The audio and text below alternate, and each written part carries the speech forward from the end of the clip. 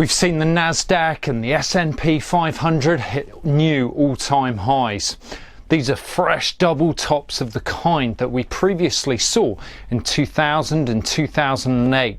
Such indicators often highlight an impending correction. What's more is that we're in the midst of the greatest economic contraction that we have ever seen.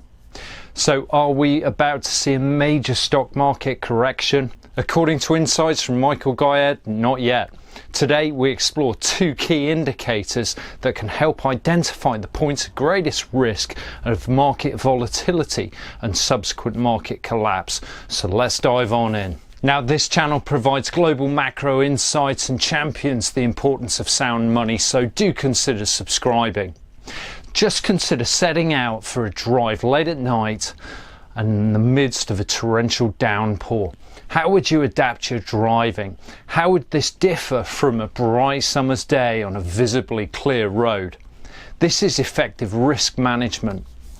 You implicitly understand when the likelihood of an accident is highest, and this influences our behaviour. It's exactly the same when it comes to investment analysis and risk management. Now, there is no doubt about it. As has been discussed repeatedly here and elsewhere, the stock market recovery has been led by the surging global liquidity as central banks rush to salvage asset prices in the face of market capitulation in March of this year. The impact has been that we have now seen this incredible double top precedent occurring in the same manner we have seen prior to other big market collapses in 2000 and 2008. Moreover, much of this growth is coming from a relative minority of stocks. As Sentiment Trader reported, the top 5 stocks in S&P 500 make up more than 20% of the index for the first time in 40 years. They have added 5% in relative market capitalization over the past year. That's now a faster growth rate than the year that shall not be named. In the midst of the current economic backdrop, these are certainly ominous signals. Additionally, the so-called Buffett indicator, which measures the Wilshire 5000 stock market valuation against GDP, is at an all-time high of 178.8%, where any ratio above 130% is significantly overvalued. Furthermore, this vast stock market valuation is not backed up by any sort of strong market fundamentals. Indeed, if we consider the Shiller PE ratio, which Wikipedia tells us is a valuation measure usually applied to the US S&P 500 equity market, it's defined as price divided by the average of 10 years of earnings adjusted for inflation. And so we can see that this has now reached 31.2 against a 20-year historical average of 25.6 and a long-term historical average of 17.1. Consequently, the risk-reward trade on stock market returns right now is not one I would favour. Yet the majority of us are aware of all of these indicators and the overvaluations we currently see. So how can we better understand market sentiment and better actually anticipate when a period of high market volatility is upon us? And by high volatility, I'm talking about the 1% or so of VIX index spikes. That is the volatility index for the S&P 500.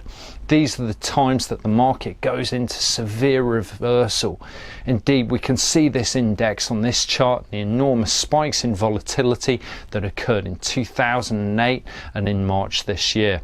If we add in the S&P 500 index, we can see the subsequent stock declines that set in as a result of this volatility. There has long been a saying in the markets to listen to the bond market. It is these markets that have tended to better understand and anticipate growing risk. The impact is ever lower treasury yields as bond prices rise. This chart shows us the S&P 500 index for the last 22 years in blue. Now let's add in the 10-year Treasury yield index in pink. And let's now highlight the volatility index VIX below to highlight those key points in market volatility. What this clearly shows us is that the bond market sounds the warning first for the next market crash. Notice how yields declined prior to the big market crashes. But perhaps there's two even better indicators that we can actually use, which have been highlighted by CFA Michael Guyad in a recent excellent Real Vision interview. According to Guyad, that top 1% of VIX spikes that cause those terrific collapses in equities is when utilities equities tend to be outperforming the wider stock index. He states that this is not some random correlation, that utilities typically move first in advance of high stress periods. The causation there is around interest rates. Utilities are the most bond-like sector of the stock market. Their movement tells you a lot about changes in the demand for capital and ultimately changes in growth and inflation expectations. The same sort of process we've already seen identified within treasuries, of course.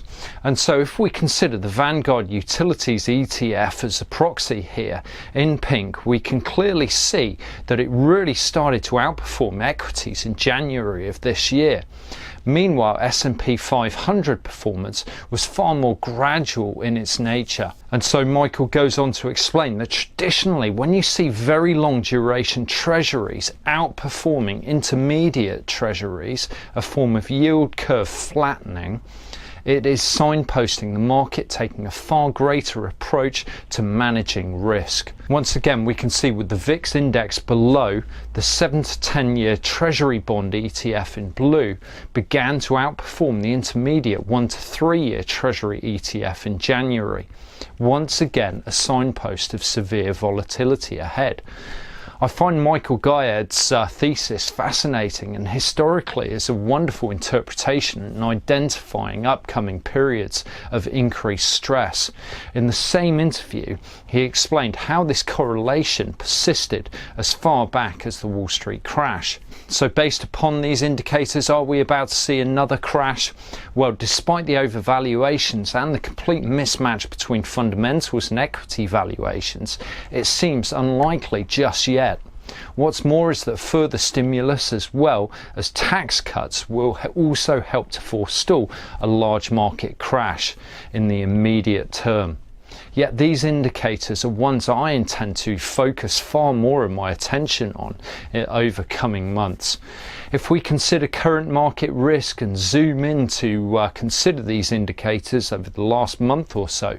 And so what we can see here is that over the last month, the longer duration Treasury ETF is largely flat at an index for 100.03, while the intermediate Treasury ETF is at 99.96. Moreover, our utilities ETF has barely secured any gains over the last month.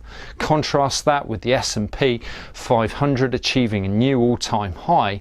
Once again, it suggests risk off. And so it seems in the immediate term, the market is willing to accept greater risk and support equities prices. Yet the understanding of macro mismatch is clearly encouraging many to turn attention towards precious metals, and this is also supported by the weakness in the dollar and of course those low treasury yields. Indeed, it remains interesting to note that we saw real dollar strength at the height of the market lows in 2008 and again in March of this year. Is a dollar rally around the corner? Quite possibly. Now here's our summary for today. Do consider subscribing, check out these other videos, and I look forward to seeing you next time. Bye bye.